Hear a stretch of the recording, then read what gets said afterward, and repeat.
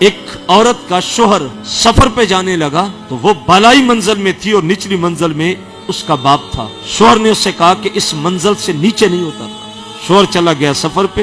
باپ بیمار پڑ گیا تو اس نے حضور کو پیغام بھیجا کہ یا رسول اللہ صلی اللہ علیہ وسلم، میرے شوہر نے جاتے مجھے حکم دیا تھا کہ اس چار دیواری سے، گھر سے، منزل سے نیچے نہیں اترنا. میرا باپ بیمار ہے، کیا میں عیادت کو جاؤں؟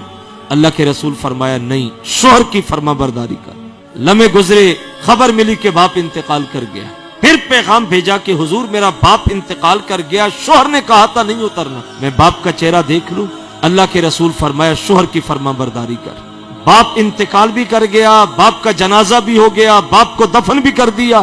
اللہ کے رسول صلی اللہ علیہ وسلم نے ارشاد فرمایا اے خاتون سن، تو باپ کی عیادت کو نہیں آئی، باپ کا چہرہ دیکھنے نہیں آئی، باپ کے جنازے میں نہیں آئی، تو نے شوہر کی فرما برداری کی. فرمایا تیری اس فرما برداری کی وجہ سے اللہ نے تیرے باپ کو بخش دیا ہے کہ تو نے شوہر کی فرما برداری کی ہے.